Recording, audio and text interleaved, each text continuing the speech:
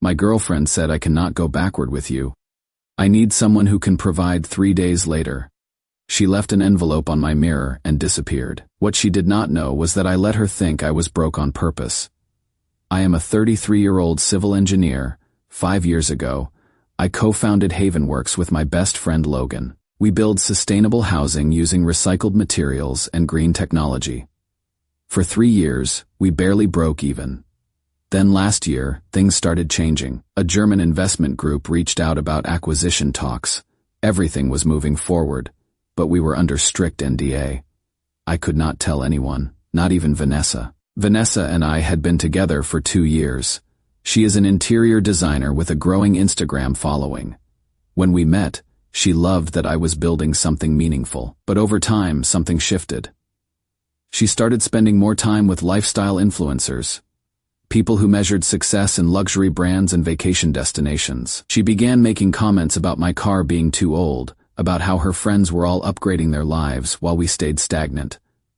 About 6 weeks ago, she started pushing harder about Aspen. She said once the Havenworks deal went through, we should get a cabin there because everyone in her circle was upgrading. I told her we were not at that stage yet. She looked at me like I had disappointed her. She said she needed to know if I could provide the lifestyle she deserved. Then the rumors started. Someone leaked false information that Havenworks had lost its investors. A tech gossip blog ran a headline saying our startup was crumbling. It was completely untrue. The acquisition was still moving forward, but the NDA meant I could not publicly correct anything. My PR advisor wanted to issue a statement. Logan was furious and wanted to fight back, but I made a decision that surprised everyone. I told them to let it breathe. I wanted to see who would still stand next to me when the lights went out. That night, Vanessa called. Her voice was different, careful. She asked if we were broke now. I told her we hit a rough patch. She asked how rough. I said sell the condo rough, even though we were renting. There was this long silence on the phone. Then she said she would call me tomorrow. She did not. For 3 days I heard nothing. I texted her twice. She responded with short messages. I am processing things. I need space. On the 4th day, I came home from a 16-hour session at the office.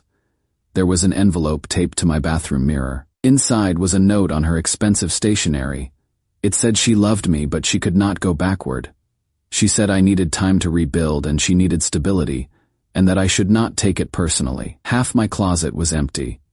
She had taken her things while I was at work. She left her keys on the kitchen counter next to a bottle of champagne I had been saving for our anniversary. That bottle cost me $200. She did not even take it. Logan came over that night. He saw the champagne and said that was how you knew it was real. I tried to make a joke about maybe she did not like the label, but my voice cracked halfway through. Here is what I did not tell Vanessa. The acquisition was not dead. It was days away from closing. I had let her believe I was failing because I wanted to know what she would do, and now I knew. Part of me feels vindicated. Part of me feels completely gutted. Was I wrong to test her like that? I keep thinking about that champagne bottle. $200 seemed important 2 weeks ago. Now it just feels stupid. The worst part is, I still miss her. I miss the version of her that used to sit in our prototype houses and talk about building something that mattered. I do not miss the woman who left that note. Maybe they were never the same person. I do not even know what I am asking here. I guess I just needed to write it down somewhere before I lose my mind. Update 1: It has been 2 weeks since I posted. Thank you to everyone who shared their own stories. It helped more than you know. Some of you called me manipulative for testing Vanessa. Others said I dodged a bullet. A few said both things were true, and that is probably accurate. But things have gotten significantly more complicated, and I need to update you. Within a week of Vanessa leaving, her story started spreading. Not the real story. Her version, she told people I had lied about being successful, that I had misrepresented my company. Her influencer friends picked it up. Suddenly, there were vague posts about red flags and men who pretend to be more than they are. Nobody named me directly, but the timing was obvious. 2 of our potential clients asked Logan if Havenworks was actually legitimate. One of them pulled back from a contract that hurt. Vanessa was actively damaging something I had built over 5 years. Logan wanted me to say something publicly. He was furious. but I told him to wait. If Vanessa was this willing to throw me under the bus when she thought I had nothing, I wanted to see how far she would go. Then something unexpected happened. I got a DM on LinkedIn from someone named Derek. He introduced himself as Vanessa's ex-fiancé from about 4 years ago. I had heard her mention an ex briefly, saying it ended badly, and he had not been emotionally stable. Derek's message was respectful. He said he had seen the rumors circulating and wanted me to know that Vanessa had done something very similar to him. Derek sent screenshots. They were text conversations between Vanessa and a friend from 4 years ago, right after their engagement ended. Vanessa was talking about Derek. She said he was sweet, but potential did not pay bills. She talked about needing someone more established, someone who could provide the lifestyle she had worked hard to build. The texts were almost identical to things she had said to me. Derek explained that he had been a junior architect when they met. 6 months into their engagement, his firm downsized, and he lost his position temporarily. He had another job lined up, but there was a 2-month gap. Vanessa left during that gap. She told their mutual friends that Derek was emotionally unstable and not ready for marriage. The rumors followed him professionally for months. Then 8 months later, when he made partner at a prestigious firm, Vanessa called him crying. She said she had made a mistake and wanted another chance. Derek said no. He had spent those months rebuilding and finally understood that her love was conditional on his financial performance. I read those messages maybe 20 times. I called Logan and sent him everything. He went quiet, then said it was like reading a case study in emotional return on investment. She calculated whether people were worth her time based on their current market value. Around this same time, Logan's sister Riley showed up at our Havenworks office. Riley is a travel photographer who does work with environmental nonprofits. She was in Portland shooting a piece on sustainable housing.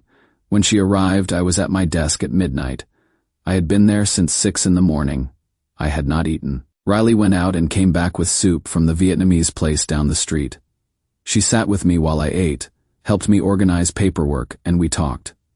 I told her everything. When I finished, she said sometimes the hardest thing about being proven right is realizing how long you were wrong. Before she left, Riley took a photo of one of our prototype eco-houses. It was unfinished, but you could see the solar arrays and rainwater collection system. She posted it on Instagram with a caption that said, "Real builders do not flex online. They build offline." The post went viral. Within 2 days, we had news outlets reaching out and 3 new clients contacting us directly. Havenworks became the humble heroes of green housing. Vanessa had no idea. She was still posting about letting go of toxic energies and choosing yourself first. The engagement was dropping. People were starting to question the vague posting. I want to be clear about something. I did not set out to destroy Vanessa. I just wanted to know the truth about who she was. And now I knew. She was someone who loved the idea of building something meaningful, right up until it required her to be uncomfortable. She was someone who would burn down your reputation to protect her own story. And she was someone who had done this before and would probably do it again.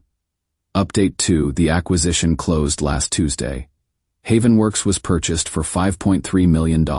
I am staying on as Chief Operating Officer with a significant salary increase and equity. Logan is Chief Technical Officer. When the deal finalized, Logan opened a beer and asked if I was going yacht shopping or joining a monastery. I told him neither. I said I was buying back silence. That night, I got a text from Vanessa. "Heard Havenworks survived. Congratulations. I always knew you would pull through.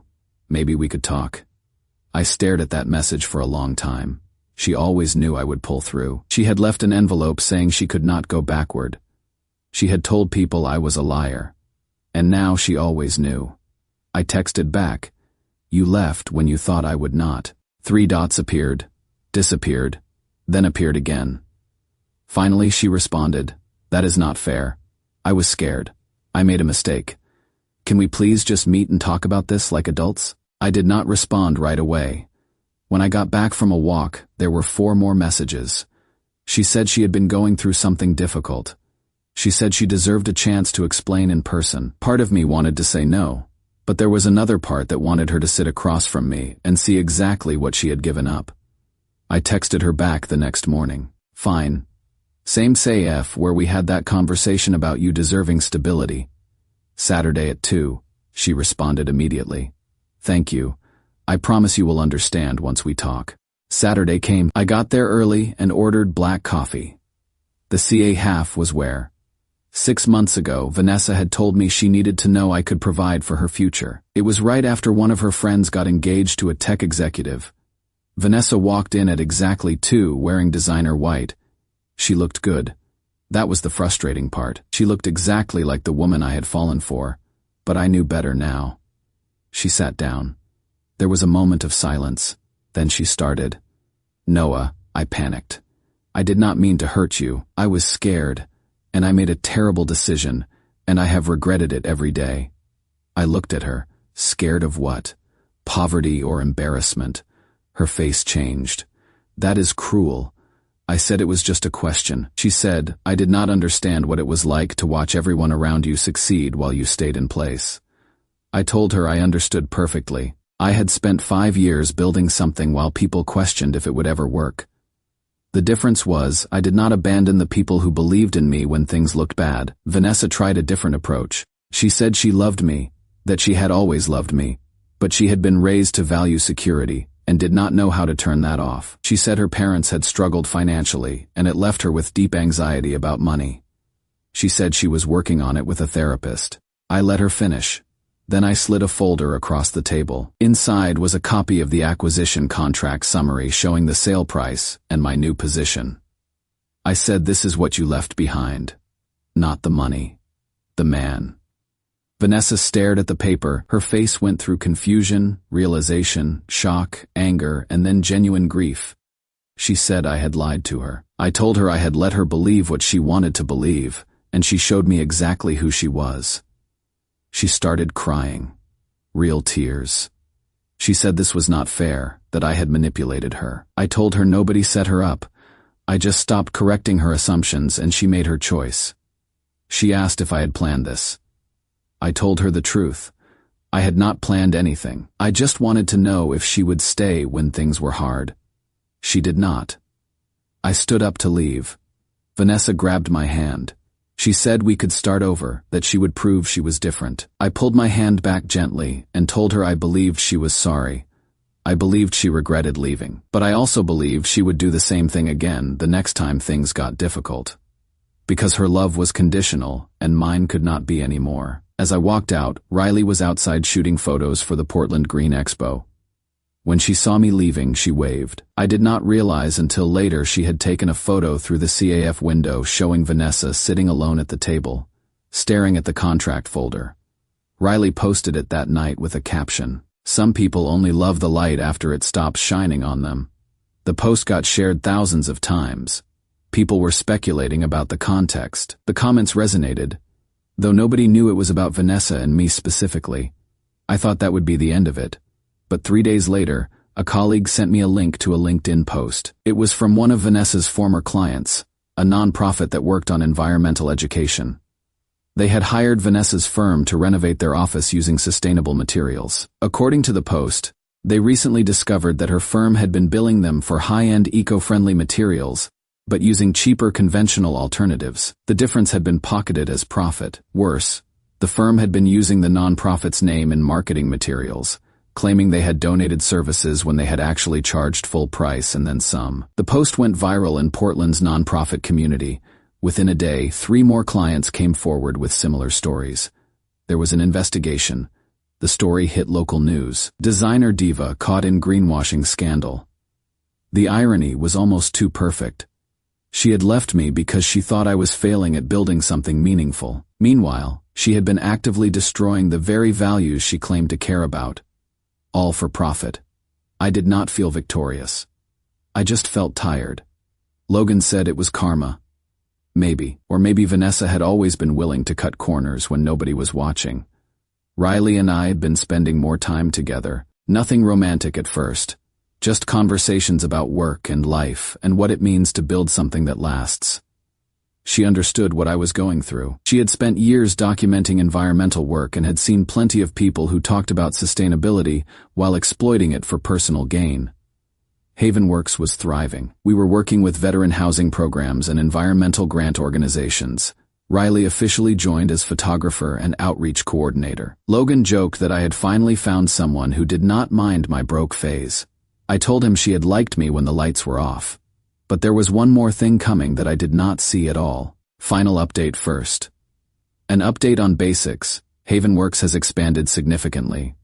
We are now operating in 3 states with talks to start projects in Colorado and Nevada. The European partnership has opened doors I never imagined. We are building affordable eco-housing for veterans, working with indigenous communities on sustainable building practices, and developing educational programs for young people interested in green construction. The work feels meaningful in a way it never did before.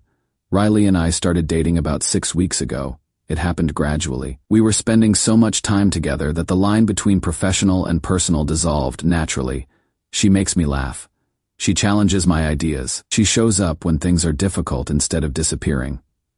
Last week, we drove to the coast to scout locations for a documentary she is working on. We spent 3 days camping in the rain, and it was one of the best weeks of my life.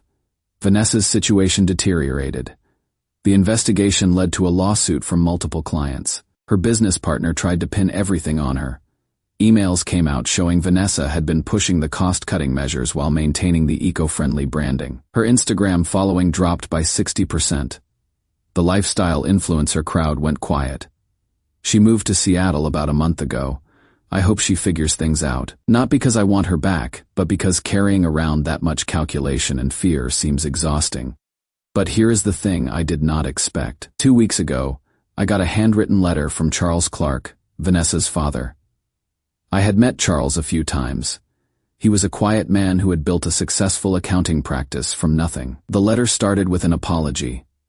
Charles said when Vanessa first told her parents we had broken up, she had said I stole from investors and destroyed my own company through mismanagement. She told them I had been lying to her about money and that she discovered the truth and left. Charles and his wife believed her. They even supported her decision to speak to friends about it. Then, about a month ago, Charles ran into Logan at a business networking event. They had met once before at a dinner Vanessa and I hosted. Logan, not knowing Charles had heard Vanessa's version of events, mentioned the acquisition and congratulated him on me landing such a significant deal. Charles was confused. Logan explained the timeline. Charles started putting things together. When Charles got home, he confronted Vanessa. The truth came out. She admitted she had lied about why we broke up because she was embarrassed to tell them she had left me for financial reasons right before a major business success. She admitted the rumors were exaggerations meant to protect her image. And when Charles started asking about her business practices, she broke down and told him about the cost-cutting scheme. Charles said he had spent the past month wrestling with what kind of parent he had been. He wondered if pushing Vanessa to be financially successful had created someone who valued money over integrity. He said he was not writing to defend her or to ask me to forgive her. He was writing because I had shown grace in a situation where most people would have retaliated. He said I could have destroyed Vanessa's reputation completely when her scheme came out, but I had stayed silent. He said that kind of restraint was rare. The letter ended with something unexpected. Charles wrote that he had looked into Havenworks after learning the truth. He said what we were building was exactly the kind of work that mattered. He had made a personal donation to our veteran housing program and was encouraging his firm's clients to consider us for their sustainable building needs. I showed the letter to Riley. She read it twice, then looked at me and said sometimes the people who hurt us give us the greatest gifts without meaning to. If Vanessa had not left, I would still be trying to build something meaningful while managing someone else's anxiety about status. Instead, I got to build something meaningful with people who actually cared about the work. Logan's response was more direct. He said balance sheets always find a way to even out. People who measure worth in dollars eventually get measured the same way. And that measurement rarely ends well. Last weekend, a local journalist did a feature on Havenworks for Portland Monthly. The headline was "The Man Who Built Peace Instead of Proving a Point." They interviewed me, Logan, and Riley. They talked about our expansion, our partnerships, our vision for accessible, sustainable housing. Near the end, the journalist asked about challenges I had faced. I kept it vague. I said there had been moments when people doubted whether what we were doing had value, and those moments taught me that the only validation that matters is your own. The article came out yesterday. I have gotten messages from old friends and colleagues. Everyone is congratulating me. But the message that meant the most came from Derek. He sent a short email, saw the article. Proud of you for building something real. Glad you got out before she took more than time. I think that is the best way to summarize this. Vanessa did not take more than time. She could have taken my confidence, my reputation, my business. She tried, but the test I gave her ended up protecting me from someone who would have done much worse damage if I had not seen her clearly. Riley and I are talking about the future now. Real future. She wants to expand her documentary work and use Havenworks projects as case studies. I want to keep building, keep proving you can make money doing the right thing. We are planning a trip to Patagonia in the spring to document indigenous building techniques. It feels right in a way nothing with Vanessa ever did. Someone in my original post asked if I regretted testing Vanessa. The honest answer is no. I regret that she failed the test. I regret that I dated someone for 2 years without seeing who they really were. But I do not regret finding out before I married her. Before we bought property together. Before we built a life that would have been much harder to untangle. She wanted someone on her level. I did not realize until recently that she meant someone who measured level the same way she did. Net worth, social status, material success. Those are valid metrics, I guess. But they are not mine. My level is measured in whether I can sleep at night knowing I built something honest. In whether the people I work with trust me. In whether I am with someone who stays when things get hard. By that measurement, I am doing fine. Better than fine. I am exactly where I am supposed to be.